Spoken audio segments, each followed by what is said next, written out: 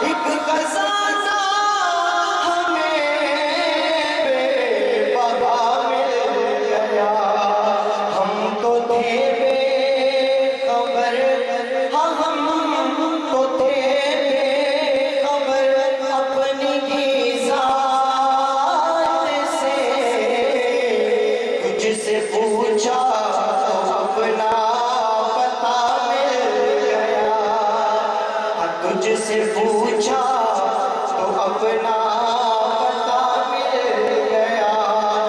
जिस बशर को तेरा वास्ता मिल गया, उस बशर को बिलाखिर खुदा मिल गया।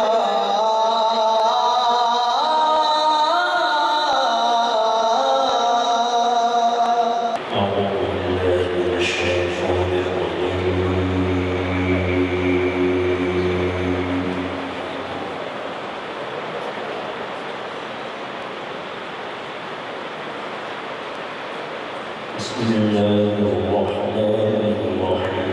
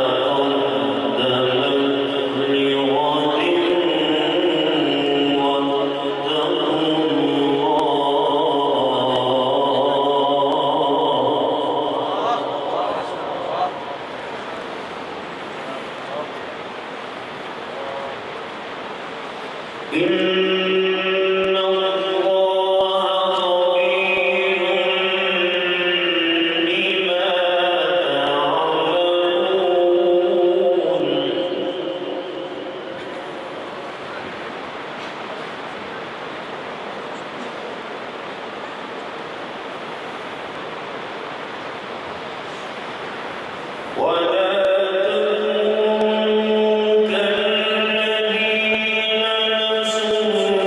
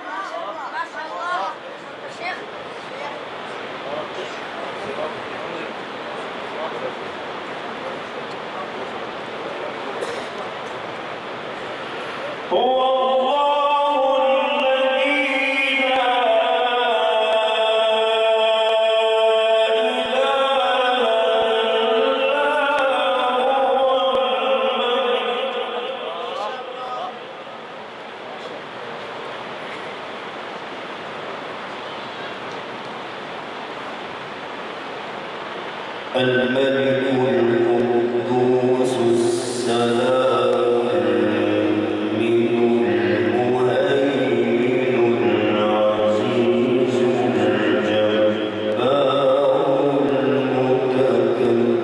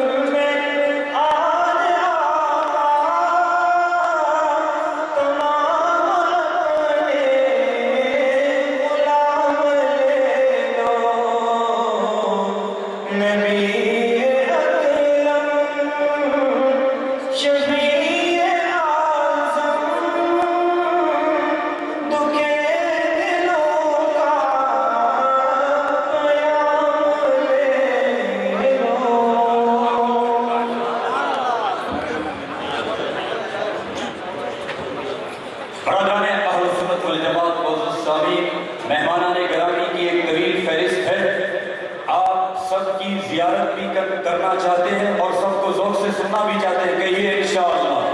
انشاءاللہ سب اپنی باری باری پہ آپ کے سامنے حاضر ہوں گے۔ علی رسول اللہ صلی اللہ علیہ وسلم۔ طوفانوں سے آنکھ ملاؤ، سیلابوں پہ وار کرو، طوفانوں سے آنکھ ملاؤ، سیلابوں پہ وار کرو، ملاحوں کا چکر چھوڑو، تیر کے دریا پار کرو۔ سامعین باتنقید، آج کی یہ محفل بزم حسان کے زیر اہتمام اپنی منزل کی طرف رواں دواں ہے اور اپنے فن کے شناسہ اور بحر مدر و سلا کے شناور ابھی چند لمحوں کے بعد جلوہ افروز ہونے والے ہیں، لیکن یہ یاد دہانی کراتا چلوں کہ مادر علمی جامعہ اشرفیہ کے سٹیج سے آج اس محفل کو پوری دنیا میں سنا جا رہا ہے۔ سید سلمان گیلانی کی موجودگی کا فائدہ اٹھاتے ہوئے میں یہ بات عرض کرنا ضروری سمجھتا ہوں، ایک نعرہ قانون کی دہلیز سے ٹکراتا ہے، تن بدن میں راشا طاری ہو جاتا ہے، دماغ کی ہڈیاں کھولنے لگتی ہے جب یہ کہا جاتا ہے کہ درود والوں کا بارود والوں کا مقابلہ ہوگا، پورے جسم پہ ارتعاشی کیفیت طاری ہو جاتی ہے کہ تم بارود کی نسبت ان کے ساتھ کرتے ہو جن کی نسبت رسول اللہ کے ساتھ ہے۔ شیخ العرب والعجم سید حسین احمد مدنی 18 سال میرے نبی کے روزے پہ بخاری کا درس دیتے ہیں، دیکھتی آنکھیں دیکھتی ہیں، سنتے کان سنتے ہیں، دھڑکتے دل محسوس کرتے ہیں کہ حسین احمد اپنی ریش مبارک کے ساتھ روزہ رسول اللہ کی صفائی کرتے ہیں۔ کسی نے کہا کہ جھاڑو موجود ہے، فرما حسین احمد توہین سمجھتا ہے کہ جھاڑو کے ساتھ روزہ رسول اللہ کی صفائی کرتا ہے۔ ہمیں بارود کا تانا دینے والوں، آج کے بعد کہنا چاہتا ہوں کہ حجت الاسلام مولانا قاسم نانوتوی کو دیکھو، حجاز کی دھرتی پہ قدم کشا کشا آگے کی سمت کرتا ہے، جوتی اٹھائی بغل کے نیچے داب لی۔ کسی نے کہا تھا کہ سنگریزوں کی دھرتی ہے، نوکیلے پتھر سنگریزے پاؤں پہ چوم جائیں گے، غلط آ جائے گی، آگے بڑھ جائیں گے۔ قاسم نانوتوی نے فرمایا آبرو کی کوئی بات نہیں ہے، قاسم نہیں چاہتا کہ آج سے 1400 سال پہلے جہاں آقا مدنی کے قدم لگے قاسم کا جھوٹا ہوا۔ حکیم الامت مولانا اشرف علی تھانوی کی سنو، ایک آدمی آیا، اس نے کہا کہ یہ مدینے کا رومال لایا ہوں۔ دوسرے نے کہا کہ مدینے میں کوئی ٹیکسٹائل مل نہیں ہے، یہ سیلون میں بنتا ہے۔ فرمایا اس کی کوئی بات نہیں ہے، یہ مدینے سے آیا ہے، میں یہ چاہتا ہوں کہ اس کو مدینے کی خوشبو ہوا لگی ہے، اپنی آنکھوں کا سرما بنانا اور اس کو سونگنا اپنی سعادت سمجھتا۔ ان کا مقابلہ کوئی نہیں کر سکتا، بارود والے نہیں، ہم درود والے ہیں، اور اگر بارود مارکہ بدر بپا کرنا ہوگا تو پھر کافروں کے پشتوں کے پشتے لگا دینا، یہ میرے اکابر کی سنت ہے، کیونکہ ہر محاذ پہ دیکھو ختم نبوت کا محاذ ہو، میرے اکابر آپ کو وہاں نظر آئیں گے، ناموس صحابہ کا محاذ ہو، میرے اکابر آپ کو وہاں نظر آئیں گے، کفر کے خلاف شمشیریں برہنہ لے کر میدان کارزار میں کودنا ہو، میرے اکابر آپ کو وہاں بھی نظر آئیں گے۔ اب جب مارکا آیا، لوگوں نے کہا یہ درود نہیں پڑھتے، تو اٹھے گیلانی خانوادے کے چشم و چراغ جنہوں نے بزم حسان تشکیل دے دی اور پورے پاکستان کے گلی کوچے میں یہ بات ثابت کر دی کہ دیوبندیوں سے بڑھ کر درود پڑھنے والا کوئی نہیں۔ اور حسان، حضرت حسان ابن ثابت کی طرف نسبت، قسمت کی بد نصیبی پھر یاد کیا کرنا، बिजली के चले जाने के बाद बिजली को याद क्या करना। इससे मेरे दोस्तों, बज़्म हसान, इसके हजरात की कारगुजारी, इन्होंने रिसाला भी निकाला बज़्म हसान के नाम से, सदाए हसान। अल्लाह ताला इसको कबूल फरमाए, अल्लाह इन नौजवानों की कुर्बानियों को अपनी बारगाह में कबूल फरमाए। मैंने शेर को जुबान दी, तूफानों से आंख मिलाओ, सैलाबों पे वार करो। अब ये सब नातू पे गुजारा नहीं हमने करना, नातू से आगे भी हमने इंशाअल्लाह बढ़ना है। तूफानों से आंख मिलाओ, सैलाबों पे वार करो, मल्लाहों का चक्कर छोड़ो, तैर के दरिया पार करो। और जब ये कहा गया कि जनाब ये तो कुरान नहीं पढ़ते, ये तो फजाइल कुरान बहुत ज्यादा पढ़ते हैं, फजाइल तबलीग ज्यादा पढ़ते हैं, ये कुरान नहीं पढ़ते, तो उस वक्त जामिया अशरफिया का एक चश्मो चराग आफत अजवद उबैद उठा अपने बेसरो सामानी के आलम में, चंद दोस्तों को लेकर, जिसने लजना तहसीन अल कुर्रा की बुनियाद रखी। हम नहीं जानते थे कि इसका इहाता, इसकी हुदूद व क़ुयूद मुस्लिम टाउन के हल्के से बाहर जाएंगी, मगर सिर्फ 3 साल के अरसे में आज हाफिज अजवद उबैद की क़यादत में लजना तहसीन अल कुर्रा एक इंटरनेशनल तंजीम बन चुकी है। अल्लाह इसको कबूल फरमाए।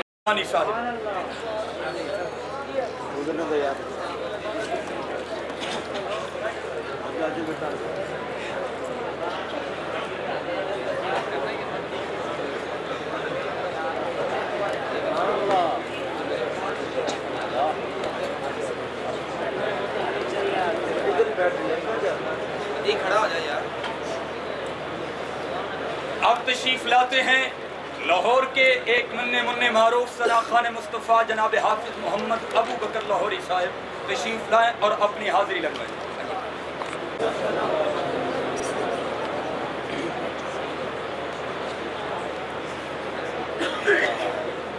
एक बहुत खूबसूरत लोरी के सिर्फ एक अशआर पेश करके इंशाल्लाह जाना चाहूँगा।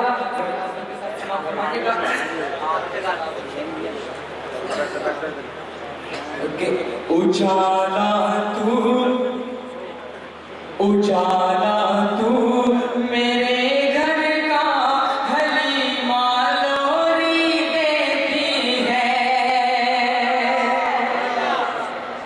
कि उजाला तू, उजाला तू मेरे घर का हलीमा लोरी देती है, हलीमा लोरी देती है। मेरे नूरे नजर सो जा, हलीमा लोरी देती है। मेरे नूरे नजर सो जा, हलीमा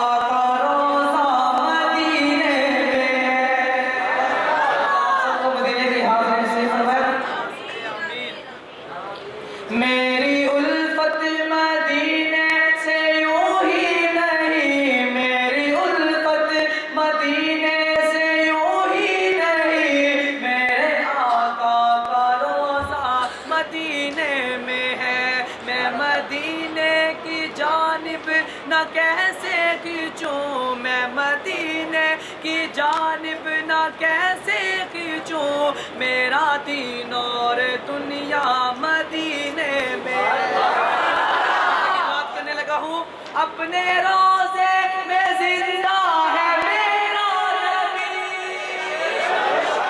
سے کو بے شک اپنے روزے میں زندہ ہے میرا نبی روزہ جنت ہے شکنا تو کرنا کبھی مردے جنت میں ہوتے نہیں دوستوں مردے جنت میں ہوتے نہیں دوستوں اور وہ جنت کا ٹکڑا مدینے میں ہے جنت میں ہوتے نہیں دوستوں مردے جنت میں ہوتے نہیں دوستوں اور وہ جنت کا ٹکڑا مدینے میں ہے اور آپ شیر ایک ہے جنت تیری ایک ہے اجرا میرا میاں شیخ بیٹوں بلند آواز سے تو سبحان اللہ کافروں کے کان پر جائے بلند آواز سے تو سبحان اللہ ایک ہے جنت تیری ایک ہے اجرا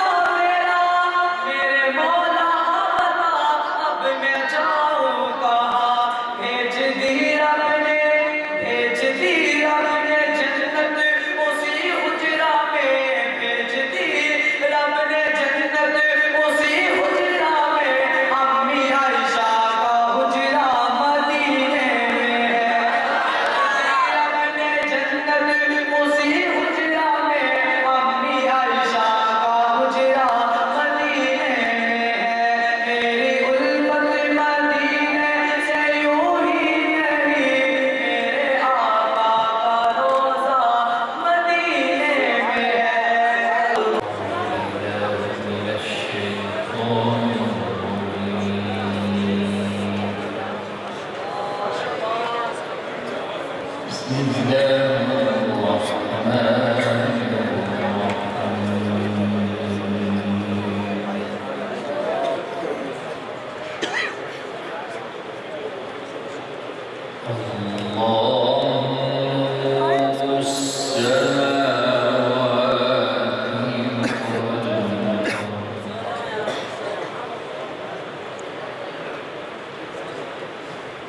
زيتونة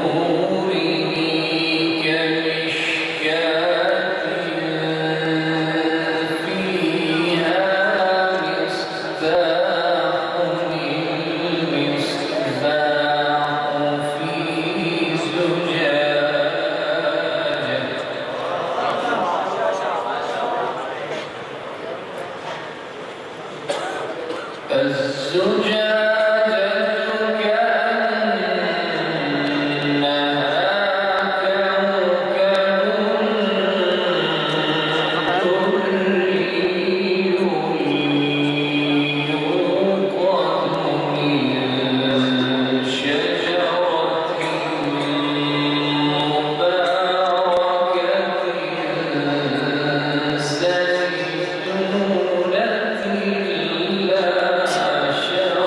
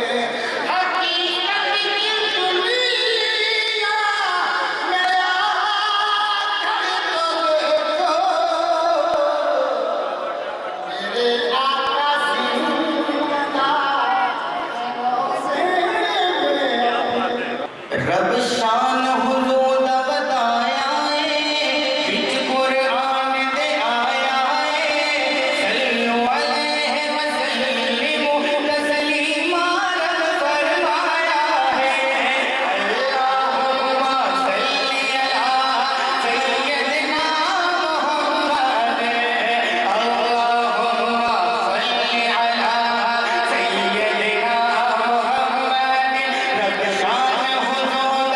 بتایا ہے وچ قرآن دے آیا ہے رب شان حدود بتایا ہے وچ قرآن دے آیا ہے صلو علیہ وسلم تسلیما رب فرمایا ہے پڑھ اللہم صلی علی سیدنا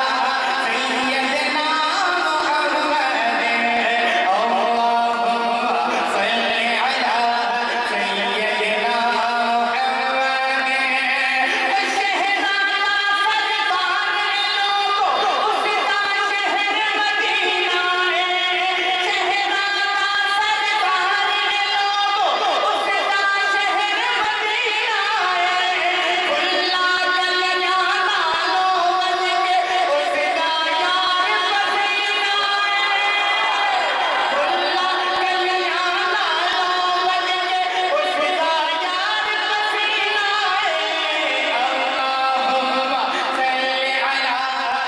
سیدنا محمد یہ مرتبہ گزارش کروں گا ہاتھ بلند کر کے سب پڑھ لیں اللہم صلی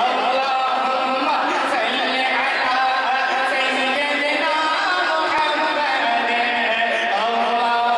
اللہم صلی علی سیدنا محمد سوچ بول دی تے خیال بولدا ہے سوچ بول دی تے خیال بولدا ہے ہر جگہ رب دا کمال بولدا ہے سوچ بول دی تے خیال بولدا ہے ہر جگہ رب دا کمال بولدا ہے جتھے جتھے رب دیاں رحمتاں دا ڈیرا ہے اوتھے اوتھے آمنا دا لال بولدا ہے اوتھے اوتھے آمنا دا لال بولدا ہے عرض و سما دی سجاوٹاں دے اندر مدنی دا حسن و جمال بولدا ہے مدنی دا حسن و جمال بولدا ہے جتھے جتھے عمر کے صدیق بولدے نے جتھے جتھے عمر کے صدیق بولدے نے اوتھے سدا کفر تے زوال بولدا ہے اوتھے سدا کفر تے زوال بولدا ہے غنی دی سخاوت دا عرش تے چرچا غنی دی سخاوت دا عرش تے چرچا اج بھی او سخی بے مثال بولدا ہے اج بھی او سخی بے مثال بولدا ہے اوے نعرے میرے آقا دے یارا بڑے لائے نے نعرے میرے آقا دے یارا بڑے لائے نے معاویہ دا نعرہ ہر بال بولدا ہے بال بولدا ہے رافضی امید دی اس تھا لگا میں رافضی امید اس تھا لگا میں جتے جتے حیدری جلال بولدا ہے جتے جتے حیدری جلال بولدا ہے اور پیار کدی دلاں وچ چھپے علی دوستو کعبے اُتے چڑھ کے بلال بولدا تھی مکے میں ایک گڑیا سامان باندھے تھی مکے میں ایک گڑیا سامان باندھے پریشان بیٹھی ہوئی تھی وہ راہ میں پریشان بیٹھی ہوئی تھی وہ راہ میں کہ تشریف لائے وہاں پر محمد بنے سر پہ رحمت کے سائے محمد جو محبوب عالم نے گڑیا کو دیکھا پریشان تھی اس کا رنگ اڑ گیا تھا محبت سے فرمایا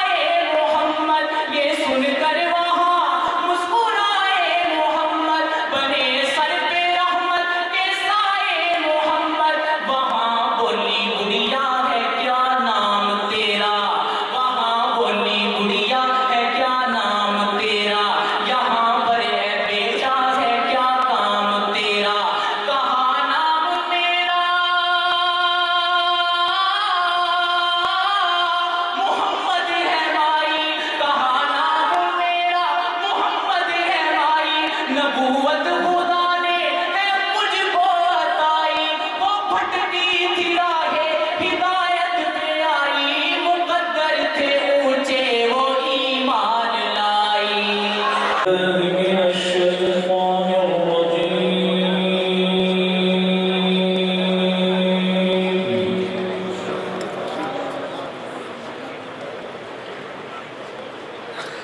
بسم الله الرحمن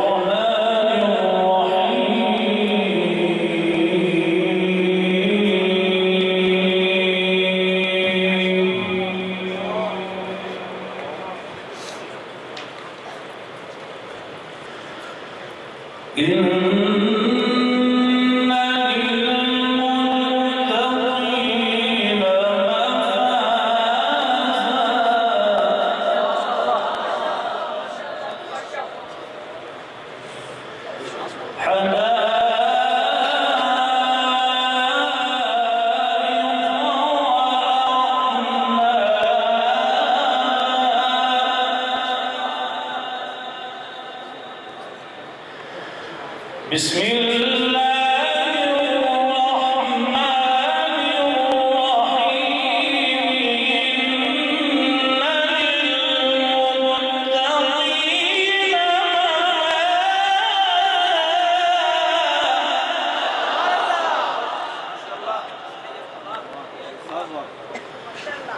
إن للمتقين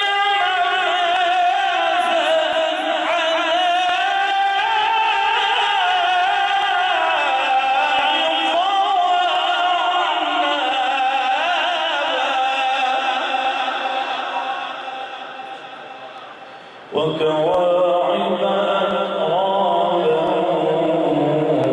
وكأسا دهاقا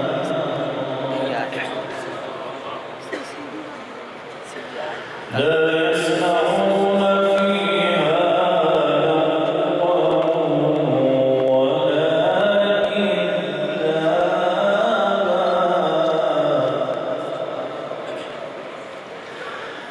لا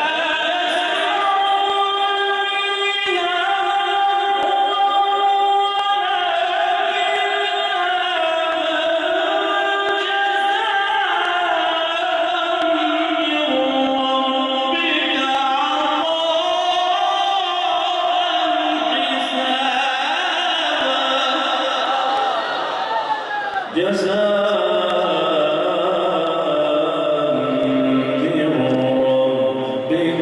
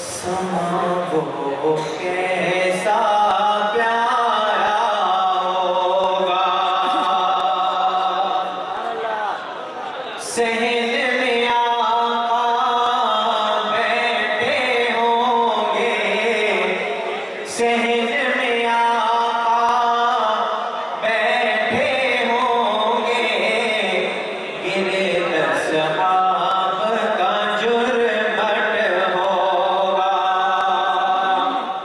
बस में नबूवत में सिद्दीक भी, फारूक उस्मान अली भी। बस में नबूवत में सिद्दीक भी, फारूक उस्मान अली भी।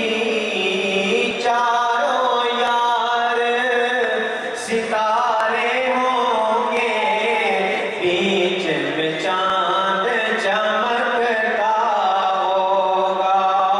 चारों यार सितारे होंगे, बीच में चांद चमकता होगा। दरे खालिक बेखलकत को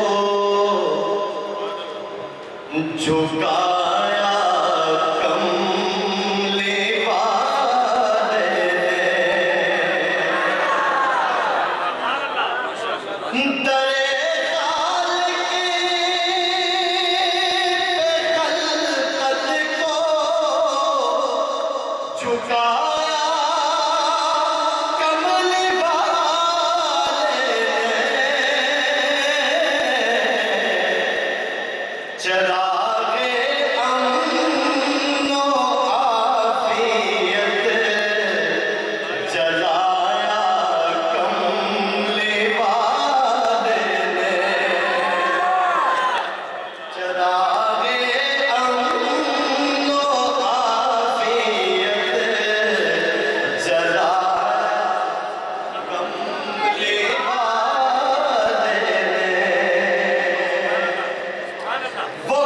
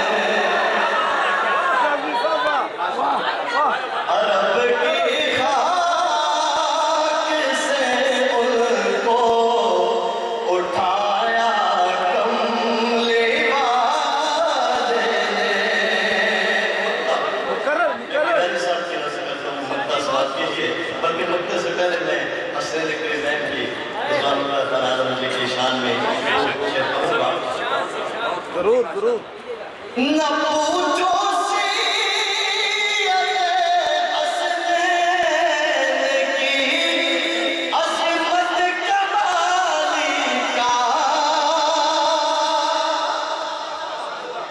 न पूछो सीरत हसनैन की अज़मत कमाली का, जिन्हें शानाए अक़दस पर, जिन्हें शानाए अक़दस पर बिठाया कमले वाले ने,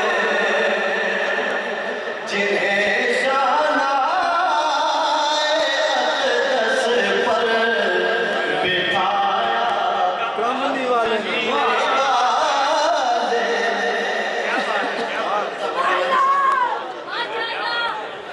न जाने कौन सी तीरा दिली में काज़मी होता, न जाने कौन सी तीरा दिली में काज़मी होता, तेरे सोए मुक़द्दर को, तेरे सोए मुक़द्दर को जगाया कमले वाले ने, तेरे सोए मुक़द्दर को जगाया कमले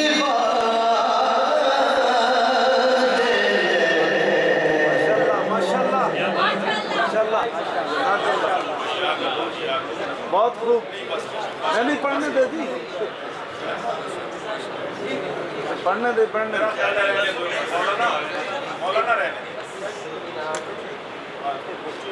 और गिलानी साहब के लहजे में महकता गुलिस्तान नबी के सना,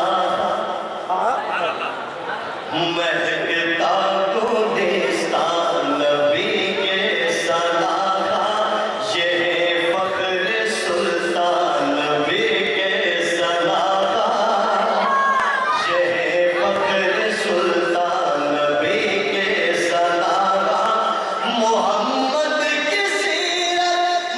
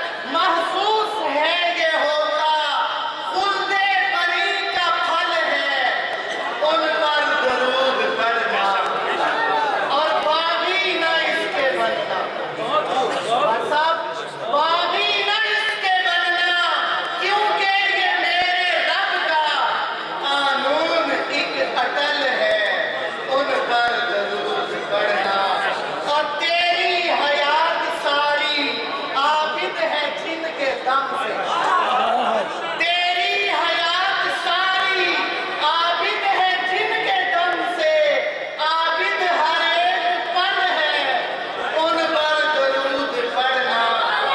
तो चार शार सहाबा पे पेश करके इजाजत चाहूंगा।